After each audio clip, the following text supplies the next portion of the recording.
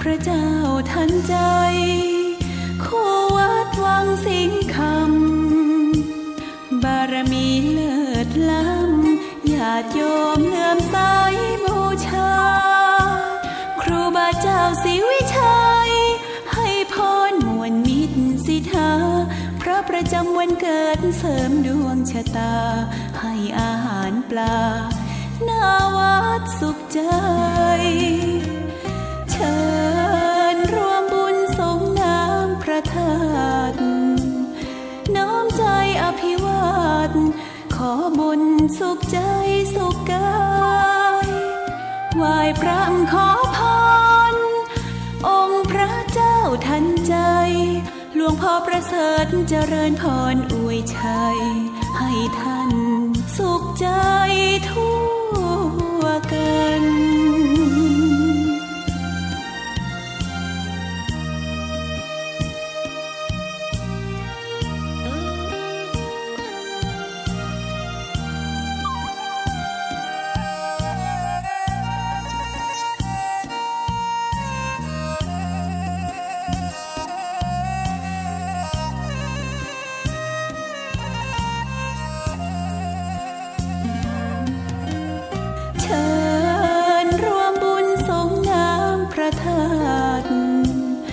น้อมใจอภิวาทขอบุญสุขใจสุขกายไหว้พระขอพรองค์พระเจ้าทันใจหลวงพ่อประเสริฐเจริญพรอวยชัยให้ท่านสุขใจทั่วกัน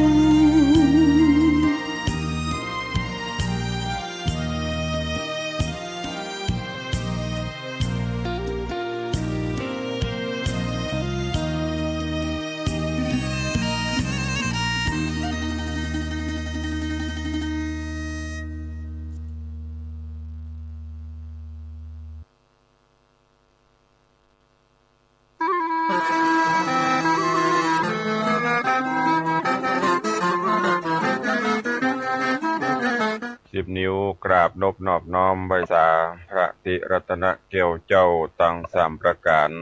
อันมีพระพุทธพระธรรมพระสงฆ์อันเป็นสรณะที่พึ่งที่เคารพนับถืออันสูงสุดในชีวิตขอน้อมไหว้สาปุญญบารมีธรรมพระมหาเถรานุเถระเจ้าคณะพระสังฆาธิการจุตนจุองค์ตลอดจนครูบาอาจารย์ท่านเจ้าพระมหาเถรานุเถระเจ้าคณะพระสังฆาธิการภิกษุสงฆ์สามเณรเจ้าจุตนจุองค์ด้วยความเคารพเจริญสุขเจริญพรสวัสดียามเจ้าบรรดาปออกไม่ออกศรัทธานาบุญพุทธศาสนิกชนตินจองของวัดจุหนุ่มเท่าใจยิงก็ขอน้อมต้อนรับทุกท่านเข้าสู่รายการมรดกธรรมกำเมืองต่างสถานีวิทยุกระจายเสียงพระพุทธศาสนาแห่งชาติและสังคมคลื่นเพื่อการศึกษาพระพุทธศาสนาและวัฒนธรรมออกอากาศที่วัดฝ่ายหินตำบลสุเทพอำเภอเมืองจังหวัดเชียงใหม่และสถานีวิทยุเครือข่ายกัลยาณธรรมทุกคลื่นความถี่รายการนี้ดำเนินโดยอาตมาภาพพระครูวิสิตศรีลาภรณ์เจ้าคณะตำบลป่าแดดเจ้าอาวาสวัดวังสิงคำตำบลป่าแดดอำเภอเมืองจังหวัดเชียงใหม่ได้นำสารธรรมคำสอนแบบฉบับล้านนาเมืองเหนือเฮามาเทศนาให้ญาติโยมศรัทธานาบุญทั้งหลายได้สดับรับฟังก็เจริญพรญาติโยมท่านทั้งหลายได้ตั้งอกตั้งใจสดับรับฟังณโอกาสบัดนี้นะโมตัสสะภะคะวะโตอะระหะโตสัมมาสัมพุทธัสสะอิตังทุกขังอริยสัจจังจาติปิทุกขามรณัมปิภูคันติสาทะโว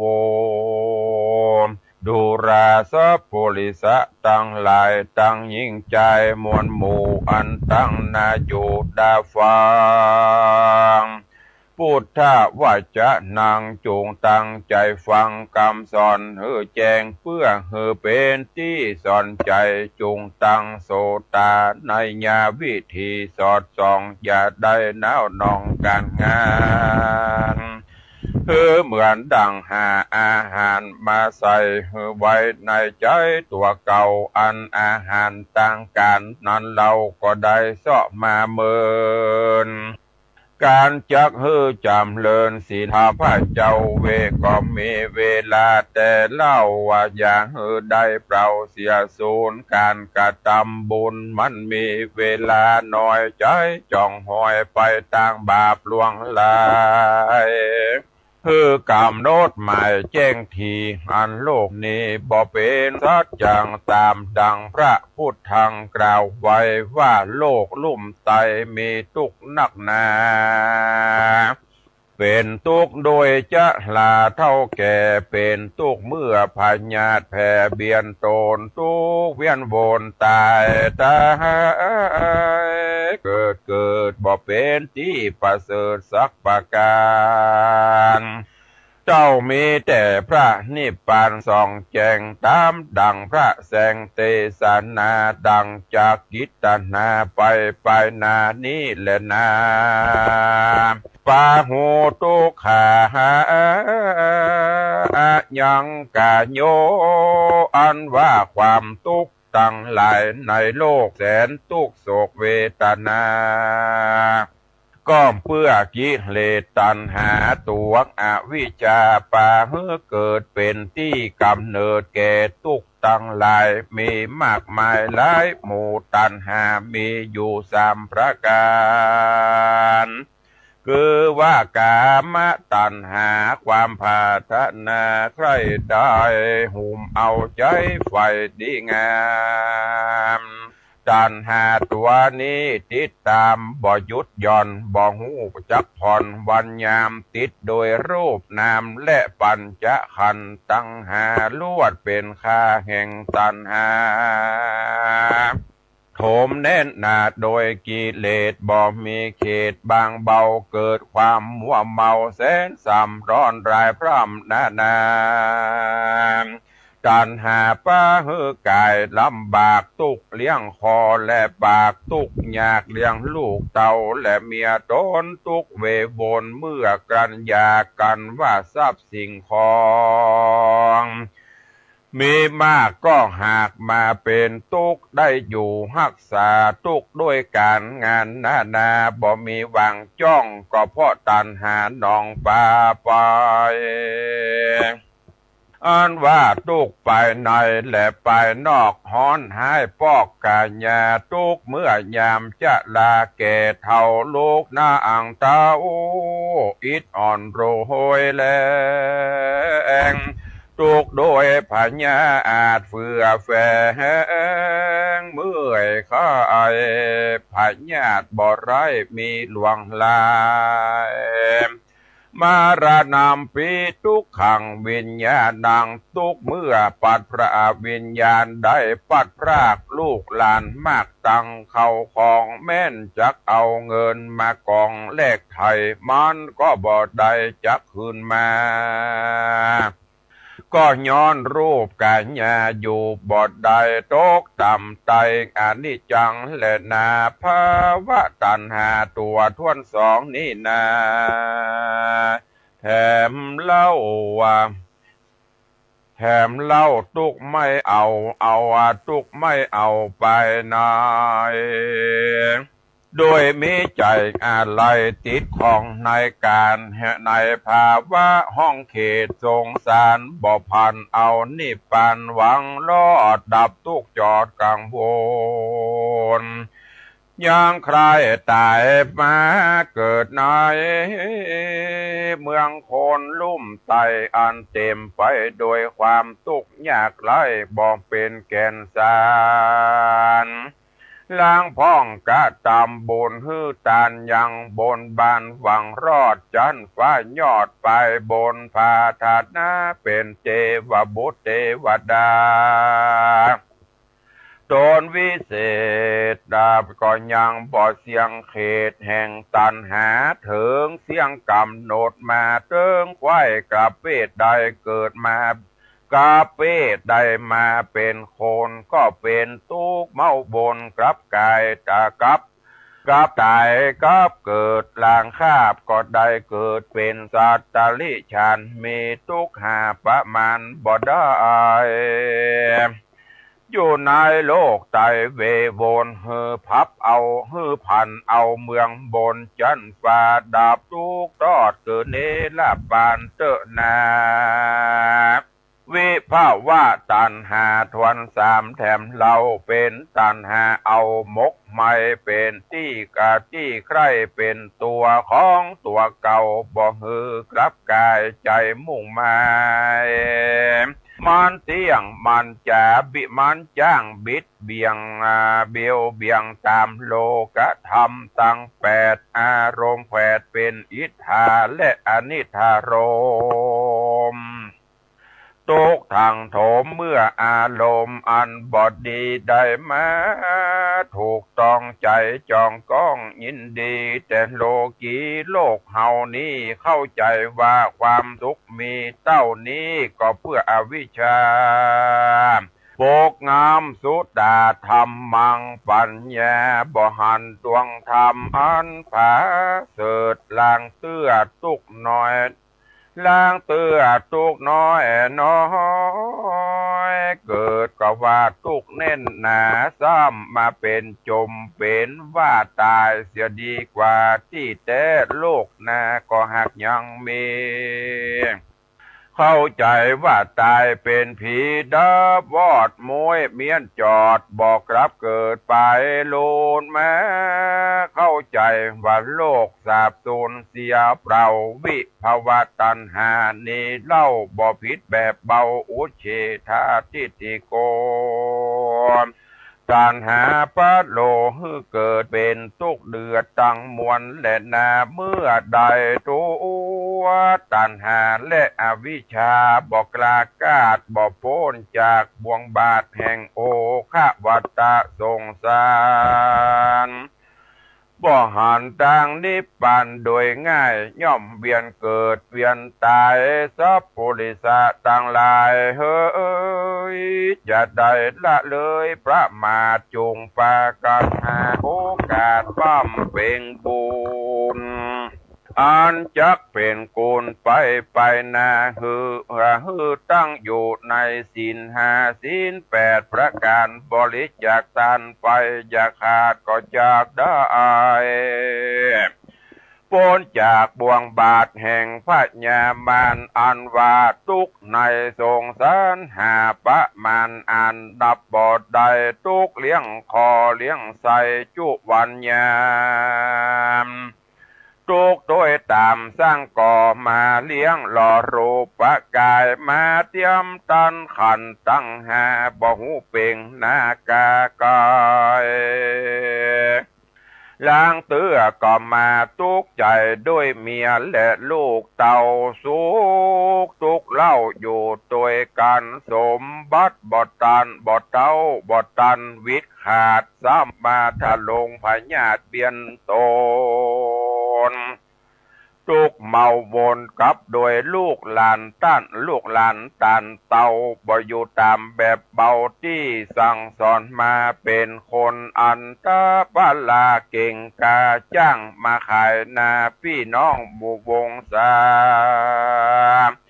ล้างเตื้อก่อมเป็นทุกขาบาปกรรมมาจองเว้นนาวดองเกาะกลุ่มฟุ้งเจ้าจุมพี่น้องบ่ตัดลงป้องเติงหา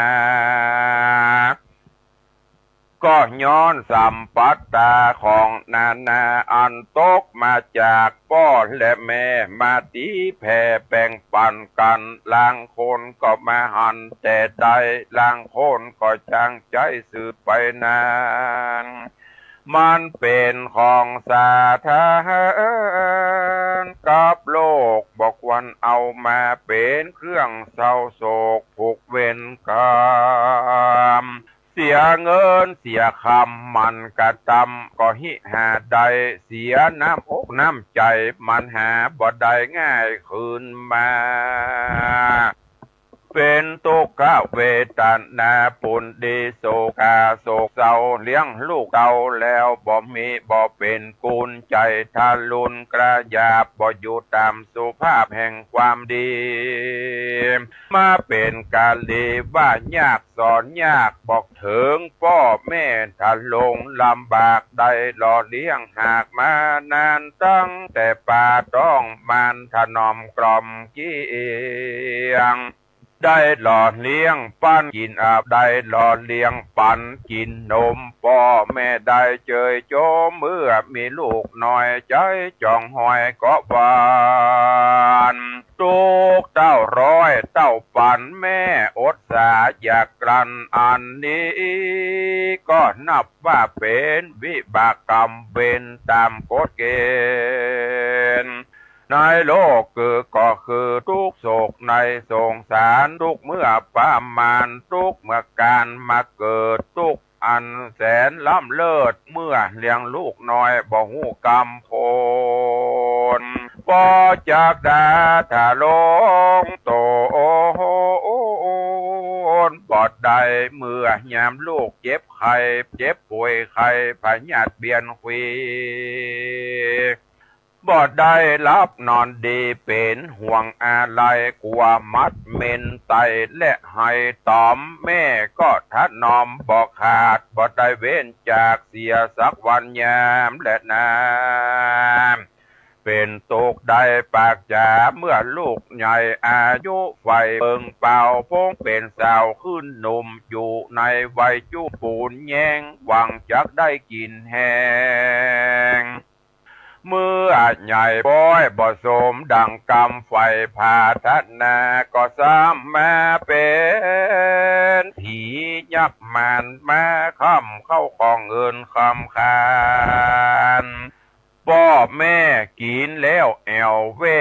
บ่เอาการเหี้ยมาสวกกระหันจักฟันคาอันนี้ก็เป็นเหตุหือเปิ่นดายินละอายมีลูกใจบ่ได้เปิ้งบ่ได้ปิงมีลูกยิงก็มาเรือสอนเรือสั่งซ้ำเป็นตุกขังมาล้อมมีตุกมาตอมเมื่อเท่าหวังเปิ้งลูกเต่าเด็กขาก็ซ้ำมาได้กินเข้ากับน้ำตาเป็นตุกแน่นหนามาเต็งหนีบก็คาบเกณฑ์กีบจุวันยามมาไล่ติดตามตัวไตมาไล่หือเท่ามาไล่เขาหือตายเป็นตุกด้วยก้าขายบางเตื้อกำให้บดีปูดขาดลางเตื้อก็ถูกลู่ญาติโจรให้อาจยิงเอาถูกยองเบากลางคืนค่อนแจงเพื่อนมาแกล้งหือเสียเข้าของโพลิปองลวงไล่เอาของไปขายแล้วบ่ปิกปอกแต่บ่ปิกปอกแต่นตื่นล้างเตื้อมายืมของไปใจคนถอยไล่ซ้ำเอาไปกินเป็นตุกมาเป็นตุกเมาวินบันบาตุกเป็นขี้ข้าก็ย้อนตันหานี่แหละนาสังสาโลโออันว่าสงสารเลยมันบอกเคยเป็นแก่แก้วบ่ฮือแล้วดังใจจงควันดีปงใจตอดเอาตัวเข้าจุจอดนี่ปันเตนาลางคนมีพระญาตันมีปัญญาอันใบบอดเขาว่าความสุขยอดคือเมืองโคนก็ปาเอาตัวโจโอมอยู่ในกิเลสบ่ได้สังเกตถึงปาปะกรรม มาโดกะลำดำจ้าเป็นขี้ข้าแห่งความม่วนงันเมาอยู่กับกันพระนันขันต่อจนไก่ล่อกัดปามกินเงินถ้าลาเต้าใดก็ได้ตังเอาตังพายไม้พายตองต่อเล่นต่อลองไฮโลบะเกียวมากินแอวบ่หูคืนวานย้อนว่าหันแต่ม่วนงานจุจ่อบ่ได้คืดฮอดลูกเต่าผัวเมียโตโอ้โหเอาใจเมาวนตัวเก่าฮ้อนให้เราถึงบันเด่นจองทรัพย์สิ่งของและเงินทองก็บ่ได้ปองเรือไว้เอาจำนำฝากไว้ก็ซ้ำมาไกลเป็นดอกไม้ดอกเบี้ยบานงามเขาขอเจ้าของตีตามตัวไตจัดอันไล่ดอกไม้บานโถมทองก่อกองเต็มเก้าไล่เหือเจ้ามันนี้สั่งมาทุกขีเหลือขนาดเป็นทุกด้วยนี่เปาะฟอกอันนี้เป็นทุกในคอกสงสารบอกควรหือโปปานป้าใส่จูงหลีกใดแสนบาทน้อยยะนึ่งนาแถมเล่าทุกไม่เอาก็กุมก็ย้อนเจ้าจุมปาก็ย้อนหมู่เจ้าจุมปากว่าแอวเล่นลากวนเขากินสุลาจะเมาตั้งฟินกินตั้งเฮโรอีนถอนยากยินไปแล้วหาบ่เป็นคนไปนานค่ำสังขารตัวเก่าเผาไม่เอารวยแรงฮือรับแห่งวิปลาสเพราะเข้าอำนาจแห่งอวิชชาหามันหันมากาดังพิษเป็นจอบปอประกอบการงานแอวลากผ่านเยาะยองเกาะแนวนองกินแหงมาเป็นที่ละแวงเจ้าบ้านอันนี้เป็นทุกทวนดีกัวก็เพื่อทะลำตัวเข้าสู่กรรมวิบากย้อนหมู่มากลากไปอุปมาดังตกแดนไก่ดาวขอกวันรีบปาตัวออกพระเนเพราะมีคอกเป็นที่วังถูกกุมขังกามัดแขะมัดแข้งก็เพราะวิบากแสงอารมณ์จะขอถอนโดยยากมันก็ว่าตังนี้หากสุขใจจากโอปมาไปก็เหมือนตัวนอนใส่บอนขี่ว่าตัดที่นี่เป็นสวรรค์เป็นที่สุขสันต์แห่งมันดีที่แต่ตกอเวจีโอปาจิตวานิโรธชันติบ่เหลือแต่เงาดับมอดเตอสังขันก็ตอดปัทวี เดสังโวปัสสมโมสุโขความสุขเที่ยงแต่ดีลีคือพระนิพพานดีเวียงแก้วดับเสียงแล้วบ่เศษสะลอสังขารนี้นะนอแก่นไทยบ่ฮือได้บ่ฮือแล้วดังกำพาทนาผู้มีพระญาควนพิจารณาไปทีก็จักหันติสภาวะธรรมหันตัวกรรมและกิเลสมันสังเกตโดยภาวนาเอากรรมฐานมาเป็นติจังเป็นที่จะเป็นที่ตั้งเป็นที่จังของอารมณ์ดวงหนึ่งดวงใดจักเป็นที่ระงับจิตใจคือสะอาดเป็นเบื้องโบเบนเบื้องต้นบาทแห่งวิปัสสนาถึงมรรคเตียวมาลอดสุขชั้นยอดคือนิพพานดับสังขารเสียงเขตเป็นสมุเฉดปะหานขันธสันดานผ่องแผ้วถึงสุขแล้วตั้งมวลบ่สงสัยแต่และนาสุจนาเลยจุงป ปากันจำฮือแจงตามดังพระใดแสงไขจาฮือสะแหวงหาต่างทุกต่างสุขใจเพราะมัจจุราชบอกเว้นใบแก่คนใดบอกว่าลูกเต่าหลานไผมันจักเอาไปเลี้ยนเกียงเมื่อกำหมดเสียงแห่งไผมานอย่าเป็นคนตันปัญญาบอดเฮือใดคือสอดถึงตัวตนว่าเกิดเป็นคนมันแสนยากคนใบไร้พญาหักมีลายคนมีปัญญาภายหูรอดมีศีลธรรมจอดนั่นบางเบาคนเฮาสมัยนี้จังหลบลี้มัวเมากับด้วยเผากับด้วยเผากามตัณหาตกเป็นข้าหูตากามกันของกับของมาใหม่ซื้อมาย่องมาใส่เลือลายตกแต่งกายคาบเน่ามีตังของเก่าและใหม่ปันกันมีตังของเก่าและใหม่ปนกันที่หาเงินคำบ่ดันก็ดีพันหาตังออกกันบ่ได้ตังจุหลอกก็เอาตังลวงของปะตังปวงในโลกไตมีบอดไล่นักหนามีหน้าตาผิดแผกซื้อขายใจแลกตามใจพระมรุ่งขัวใบลายหากล้อมมีพร่ำพร้อมลายสีกาละสมัยนี้นากันว่าไปตามมีใจตามมีกวนเฮาป้ากันหนีจากศาสนาพระเจ้าบอดไตเข้าสู่อารามบอดที่ตามคนโบราณก่อนเก่าอันพ่อแม่เกศเท่าสืบสายมา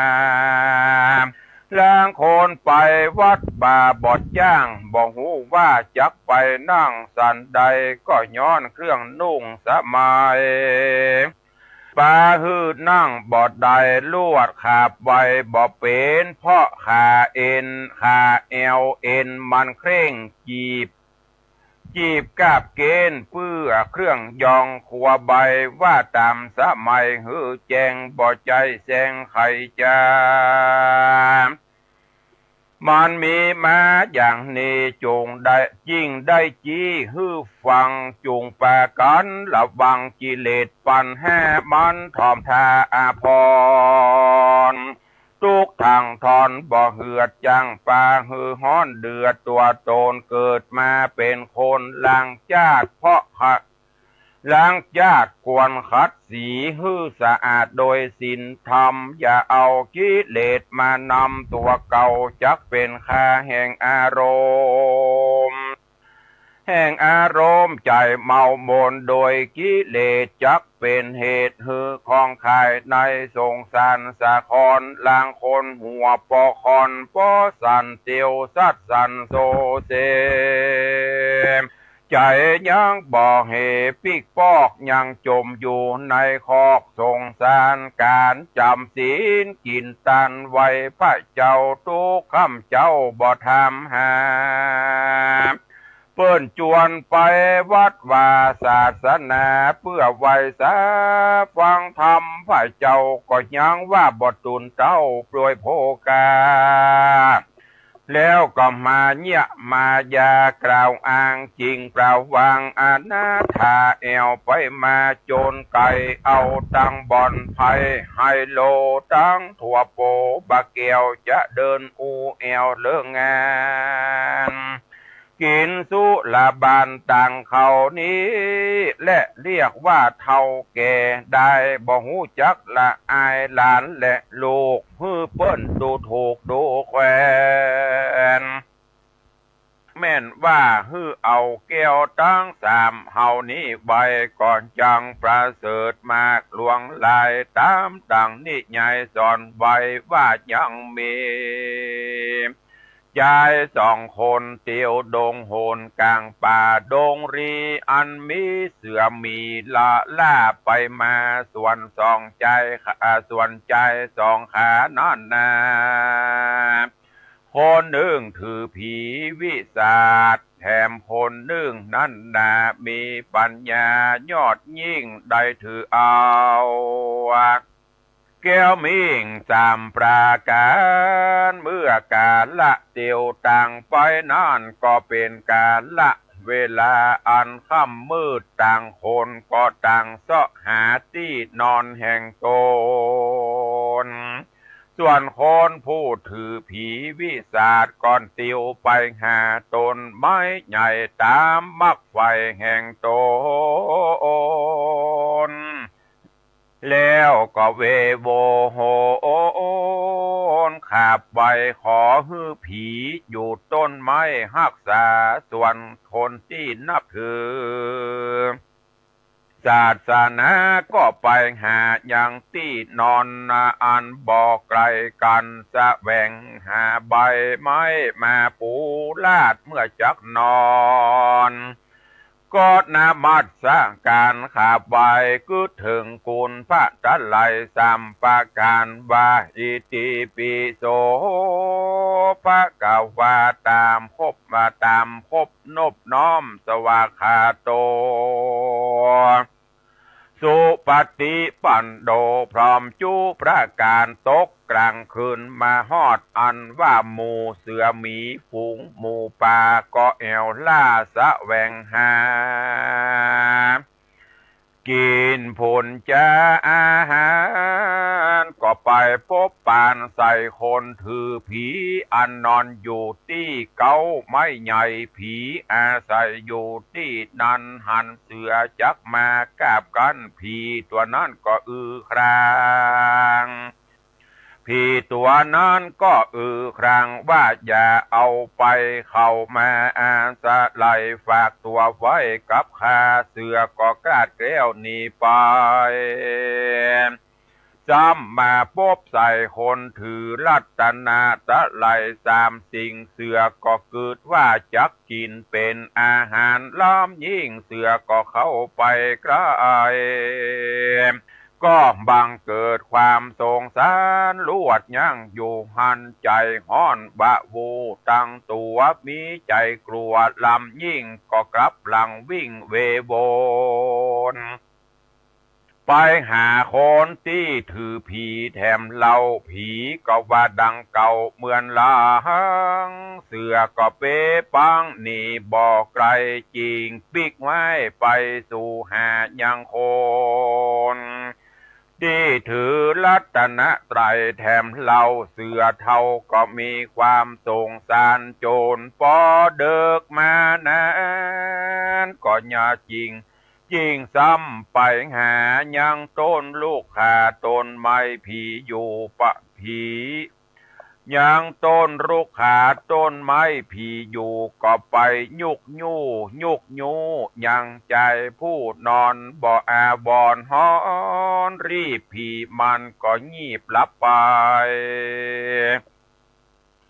เสือบอดใดกันเสือกอดใดกันกาบเอาใจผู้นั้นผีเอาใจผู้ถือผีวิสาทไปกินเสียที่บนดอยลูกใหญ่ผีนั่นตื่นขึ้นมาก็เลยไล่บอดตันเสือก็ลวดกินอิ่มใจก็เพราะใจนั่นบ่นับถือเกี่ยวตังสามไว้ก็ลวดตายไปส่วนใจผู้ถือรัตนตรัยนานก็หลับอยู่ขนคะคูสบายตนก็เพราะกุศลเกี่ยวเจ้าตั้งสามสิ่งชีวิตจริงสบายเหตุนั้นเฮาตั้งหลายอย่าได้ประมาทปากันเชื่อพุทธโอวาทอย่าถือผีวิสาทจักเสียตีแห่งเฮาปางเป่าตามดังนิยายเราสอนมาจุงปากันจุงปากันนับถือเกี้ยวทั้งสามที่นี้อันเป็นดีนักหนา คือได้เชื่อมันในศาสนามีศรัทธามันแก่นมีปัญญาแล่นในธรรมเชื่อกรรมแล้วเป็นใหญ่บอกมากไฟในผีปฏิบัติตามวิธีกรรมสอนแห่งผู้ทอนพระพุทธเจ้าโอวาทนั้นเรามี3 ประการกล่าวแต่โบสถ์ประธานตัวใหญ่อันได้แก่สัพพะปาปัสสะอาการนังกุศลสุปะสัมปตาสจิตตะปริโยทะปันนังเอตังพุทธานะสาสนังดังนี้ห้ามว่าบ่ฮือกระทำบาปฮือกระทำบุญฮือรักษาจิตโตโอนฮือสะอาด3อันนี้เป็นโอวาทคำสอนพระพุทธเจ้าบทเก่าว่าบ่ฮือกระทำบาปคือบ่ฮือกระทำความชั่วต่างหลายอันเป็นการกระทำให้แก่ตัวเก่าจักเป็นทุกข์เล่านามันหากเกิดโดยกายว่าจะจัญญาผู้กระทำบาปก็นับว่าหาของนับตามกถาบทบาท2ว่าฮือกระทำบุ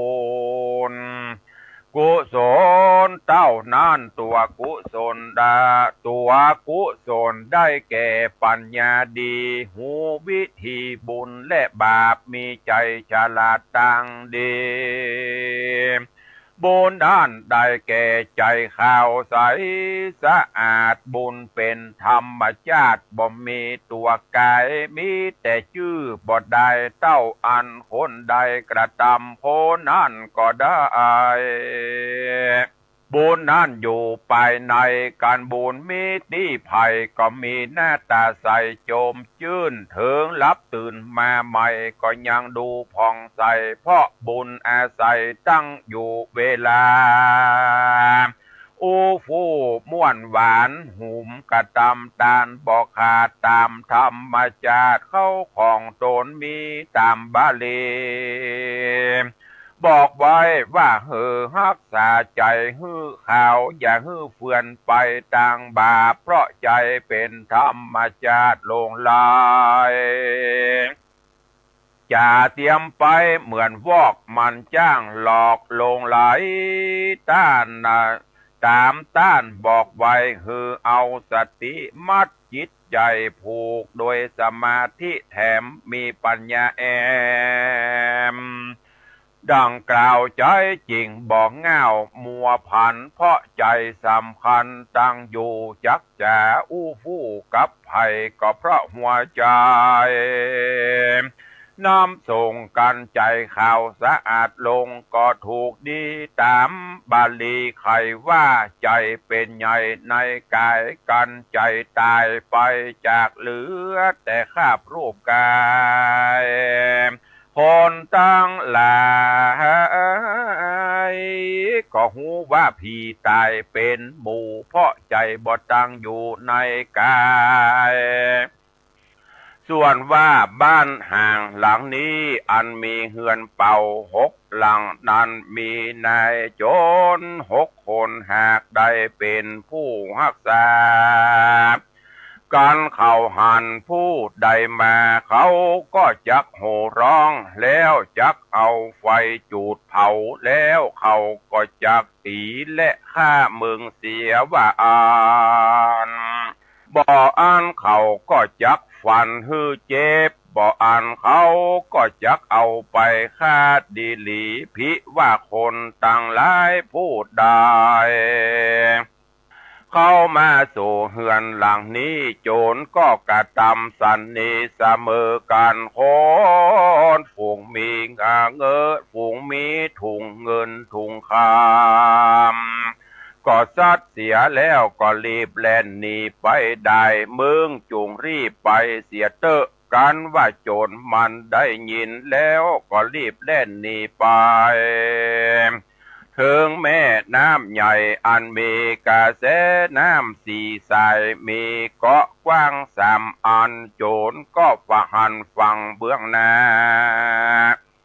อันเป็นคืออันประกอบโดยเครื่องประดับอันแล้วโดยคำจูประการก็เป็นต้นว่าเกิบตินคำข้าจมหัวคำมีใส่ซ้อยพับจุประการทัดนั่นไปนายังมีเมืองอันหนึ่งประกอบโดยหอเหือนและผาศาสตร์ประดับโดยแก้วเจ็ดประการกวนสนุกถูกเนื้อเปิงใจมากนักมันก็มากานิ่งใจว่าฟังกรรมนี้ประกอบไปโดยโทษมากนักกวนกูข้ามไปสู่ฟังกรรมนาดีและนามันก็ซ้ำมากะเนงใจว่าตีนกูก็บ่หักมือแห่งกูก็บ่ง่อยเปียที่อันใดก็บ่มีแก่กูจะก้อยไหว้ข้ามหื้อลอดแต่ดีหลีแล้วมันก็คงควายหาไม้สร้าง8 เล่มแล้วนำมาคาดแปลงแปรก้อยทอไฟข้ามน้ำมาแม่น้ำไปอันมีแควสีสายนั่นก็ไปลอดเถิงยังเกาะตั้ง3แล้วมันก็กระตำเปลี่ยนไปถึงฝั่งกำนามันก็เอาเครื่องงาปะนิมอาพรมาสบสอดนายตนแล้วก็ได้เข้าไปสู่เมืองอันสุขเกษมใจบ่มีภัยยะกังวลโอนตะลายก็อยู่สุขสำราญบานใจในนครใจเมืองที่นั่นก็มีหันแลนาศรัทธาอาหาลิตว่าพระพุทธเจ้าเป็นตนเป็นเก้าการเทศนาธรรมนี้แล้วพระตนเกี่ยวยังอัตตะในหือแจงพระจริงแสงเทศนาไขอุปมาเตรียมแตกว่าเตรียมมาแผกอุปมาพระจริงไขจากะถาว่าพิขเวดูราภิกขุต่างหลายตนเปตนถ้าลงศีลใสสะอาดส่วนนาว่าเต้าราชพญาตนเลี้ยงอัตตาสัตตาไว้ดูอันว่างูก็คือหักมาได้ คือว่าหมู่งูก็คือปิดตัง4 ตัวคือหักมาได้กุศลผลบุญและอกุศลได้กุศลบาปและอกุศลบาปอันฝูงหัวสัตว์ญาติต่างหลายจังยิ่งใจมวลมากฝูงอันใดหอมยับมานี้แลส่วนว่างูปิดตัง4 ตัวนั่นคือหักมาได้จตุธาตุตัง4คือปัตทวีธาตุได้แก่งูปิดตัวชื่อว่ากัตถมุขาอาโปธาตุคือว่าหากได้งูปิดตัวชื่อว่าปูติมุขะเตโจธาตุคือหากได้งูปิดชื่อว่าอคิมุขะวามุขะว่าวาโยธาตุคือหากได้งูปิดตัวชื่อว่าอัตติมุขะนั่นแลส่วนอันว่าคนผู้เป็นโจรนั้นคือหากมาได้อัตตาภาวะเนื้อตัวตนแห่งสัตว์และคนยิ่งใจของเฮานี่แหละนะพวกหมู่คาคนตั้งหลายนั่นคือหากมาได้ขันธะตังหาคือรูปประขันเวทนาขันสัญญาขันสังขารละขันวิญญาณขันนั่นแหละส ส่วนจ้างฆ่าตัดหัวคนและเป็นคนหักเนื้อเชื่อใจแห่งโจรนั้นก็คือหากมาได้นันทิราคะตัณหาอันมีปกติยินดีในปัญจกามกุลตังหาเหตุดังรือและว่าอันนั้นจะเพราะว่าตัณหานี้เป็นดังจ้างตัดหัวโคนเพื่ออันแลอันว่านายโจร6 คนนั่นคือเพียบมาได้ดังอายตนะตัง6คือจักขุยตนะก็คือว่าดวงตาโสตายตนะก็คือหูคานยตนะก็คือจมูกหรือหูดังชิวหายตนะคือลิ้นกายายตนะคือตัวตนมโนยตนะก็คือจิตใจส่วนอ่านว่าไม้นิโครธนั่นก็คือหากมาคือต้นไม้อันมีห่มกว้างใบหนาเป็นที่สุขาเย็นใจคือหากมาได้พระพุทธศาสนาแห่งองค์สัทธาพุทธเจ้าเป็นเก่าไม้อันใหญ่เป็นที่อาสะลายแก่คนและเทวดาตนรุกขานิโครธคือมะก็คือไม้คือได้สมาธิมาเป็นสายลมได้ปัดฮือคนได้อยู่เย็นเป็นแดนสุขเกษมใจลับอยู่สบายใจคือหากมาได้ศีล5ศีล8และจตุปาริสุทธศีลส่วนปาจตุปาริสุทธศีลและนาส่วนพรามนามปาโลหิตาโจรโหดลองแล่นเข้ามานานคือหากมาได้คือว่าใดผู้หญิงแลป่อใจอันเลงดูอันเลงแลดูกันสนุกม่วนงานย่อย้ายกันไปมาโดยปุริสมายาและอิทธิมายานั้นแต่อันว่าโจโหนผู้ถือเอาอย่างไม้ใต้ไฟมาเจาะเผานานคือหากมาได้ลาคักขิเกิดมาเป็นไฟคือเกิดเป็นไฟราคะตัณหาและอันมีกติยินดีซึ่งกันไปมาฮักไม่เอาอัตตาตนแห่งสัตว์และคนตั้งหลายโดยกำลังนันทิราคะส่วนหานันเราส่วนว่านายโจรขาฮือตายนั่นคือหากมาได้คนยิงใจอันใดเสพกาเมสุมิจฉาจารกับด้วยผัวและเมียแห่งต้านกันตายไปก็ตกนรกนั่นแหละอันว่านายโจรฝันฮือเจ็บบาดบอดตันบ่ได้ตันค่าฮือตายนั่นคือหากมาได้ภิกขุตนใดล่วงสิกขาบทได้เถิงอาบัติสังฆาทิเศษเป็นดังคฤหัสถ์เต้าบ่ได้สู่มักกันเต้าได้กอดกลุ่มกันนั่นแลอ่านว่าโจรอันเข้ากลุ่มผูกมัดเอาไปฆ่าฮือตายนั่นคือว่าได้แก่แม่หญิงพ่อใจ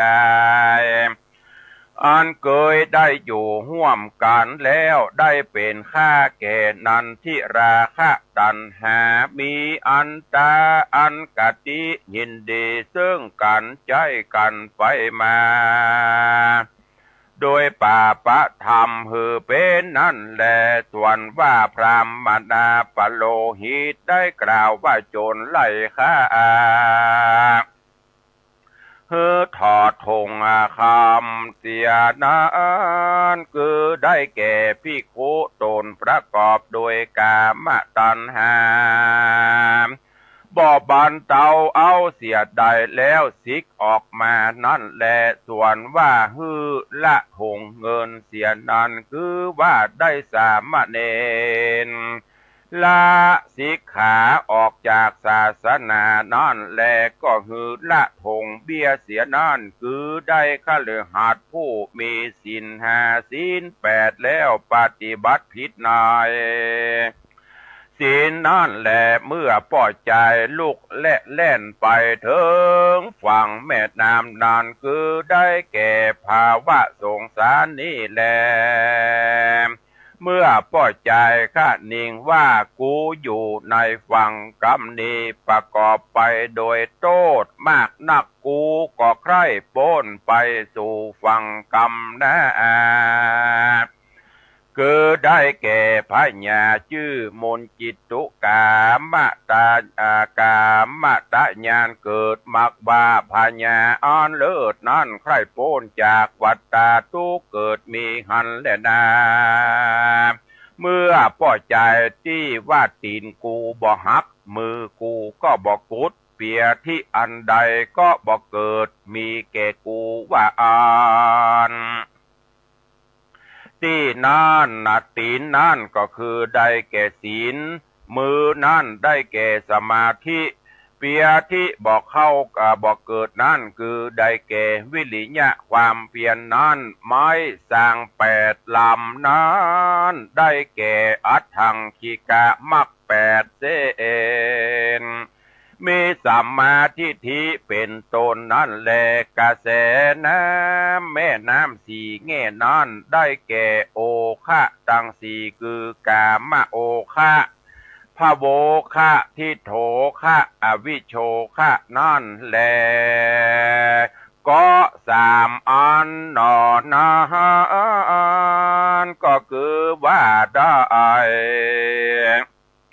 โสตาปฏิมัคคะภัลละสกิตาคามัคคะภัลละอนาคามีมัคคะภัลละนั่นแหละฟังกรรมหน้าคือได้อละหันตามรรคผลเครื่องประดับทิพย์คือหากได้อภิญญาตั้งหกนั่นแหละเมืองใหญ่อันเป็นที่สุขเกษมใจคือหากได้อมตะมหาเนรปานเจ้าอันมีสุขเกษมนั้นเล่ามากนักโพ้นจากญาติชราเปียที่มรณะบ่หูเท่าบ่หูตายหายห่างจากทุกข์ทั้งมวลอยู่เป็นสุขเย็นนักนั่นแลในเมื่อแล้วธรรมเทศนาแห่งพระพุทธเจ้าอันประกอบไปโดยสัจธรรมตั้งสี่ประการและปริษัทสี่จำพวกก็ได้ถึงธรรมวิเศษมีพระเพศปโสตาปฏิภัลละตามบุญสมปานแห่งตนก็มีวันนั้นแลอาสิวิสุทตังนิทธิตังขีญะอันกล่าวยังหมอกมุงเมืองผูกสามอันมีมาในอัสิวิสูตรกบังคมสมเลสเดชพระธรรมเทศนาธรรมเทศนาเรื่องนี้ส่วนมากก็จะเป็นเกี่ยวกับอัตตาตัวเฮานี่นากว้างศอกยาวานาคืบที่เปิ้นเตือนสติเฮาอยู่เสมอกล่าวถึงความยากลำบากของมนุษย์คนเฮานับตั้งแต่การจะเกิดมาเป็นมนุษย์เกิดมาแล้วจะรักษาชีวิตให้ยืนยาวหรือการจะได้ฟังธรรมพระพุทธเจ้าการจะได้มาพบพระพุทธเจ้าพบพระพุทธศาสนาเป็นสิ่งที่ยากยิ่งเมื่อเกิดมาพบปะแล้วก็ได้ตั้งจิตตั้งใจน้อมเอาศีลเอาธรรมมาเป็นข้อวัดปฏิบัติสุดท้ายมาก็ได้สรุปในเกี่ยวกับเรื่องราวอย่างที่เพิ่นว่ามามีหัวใจคนหนึ่งถูกโจร4 คนก็อย่างมื้อเนี้ยตอนสุดท้ายเพิ่นก็ได้สรุปออกมาให้เฮาท่านทั้งหลายหลังจากที่พระพุทธเจ้าเทศนาจบเพิ่นก็มายกอุปมาอุปไมยเปรียบเทียบให้เฮาท่านทั้งหลาย ได้ฮู้ได้ทราบนับตั้งแต่พญาที่เลี้ยงงูไว้ก็คือได้กุศลบุญและอกุศลกุศลบุญแล้วก็อกุศลบาปตลอดจนงูปิดถึง4ตัวนั้นก็คือได้แก่ธาตุทั้ง4ก็คือปฐวีธาตุคือธาตุดินแล้วก็อาโปธาตุปฐวีธาตุคือธาตุดินเตโชธาตุวายโยธาตุเตโชธาตุก็คือธาตุไฟวายโยธาตุก็คือธาตุลมซึ่งธาตุทั้ง4ดินน้ำลมไฟที่มันผสมจุ่มนุมกันเนี่ยสร้างเป็นตนเป็นตัวเข้ามาวันใดถ้างูพิษ4ตัวเนี่ยมันผูกพิษออกมาก็ต้องมีอย่างใดอย่างหนึ่งบาดเจ็บหัวเมาหัวกินข้าวบัลลัมนอนบัลลับอย่างพวกเนี้ยเพราะธาตุทั้ง4มันแปรปรวนอันนี้ในธรรมอาตมาได้เทศนาไปเป็นวรรคเป็นตอนคือญาติโยมทั้งหลายได้รับฟังแล้วก็หวังว่าคงจะบ่ต้องสรุปนักเนาะคงจะเข้าใจกันทั้งหมดอย่างที่ว่าโจร6 คนก็ได้แก่จักขุโสตคานะชิวหาพวกเนี้ยลิ้นกาย ลิ้นกายใจอายตนะคือร่างกายของเฮาเนี่ยถึงวันเปิ้นฮือเฮาพยายามทำจิตใจฮือเบิกบานแจ่มใสฮือมันเอาถุงเงินถุงคำไว้จะไปละถุงเงินถุงคำก็คือแก้วเจ้าทั้ง3ประการตลอดโจรมักที่เพิ่นบอกฮือเอาไม้สร้าง8เล่มมาแปลงแปรก็ไม้8เล่มก็คือมักมีองค์8ที่เฮาท่านทั้งหลายกำลังเวียนว่ายอยู่ธรรมเทศนาเรื่องนี้ก็ขอฝากฝังไว้กับญาติโยมท่านทั้งหลายเนอะคือนำไปคิดพิจารณาศีลธรรมกรรมฐานที่เฮาได้เกิดมาพบมาปาที่พระพุทธองค์ได้ชี้แนะชี้นำไว้ก็ขอได้น้อมนำไปประพฤติปฏิบัติเพื่อความสุขสำราญบานใจสุขเกษมสำราญจะบังเกิดขึ้นกับตัวของญาติโยมและประเทศชาติบ้านเมืองเป็นลำดับไปวันนี้ขอความสุขสวัสดีจุงบังเกิดมีกับญาติโยมท่านสาธุชนทั้งหลายอยู่เย็นเป็นสุขจุ่มเนื้อเย็นใจเพื่อมีสุขภาพพระนามัยสมบูรณ์แข็งแรงเหมือนกันจุตนจุองค์จุผู้จุคนเนอยัตตาโรธรรมาวัตันติอายุวโนสุขังปะลัง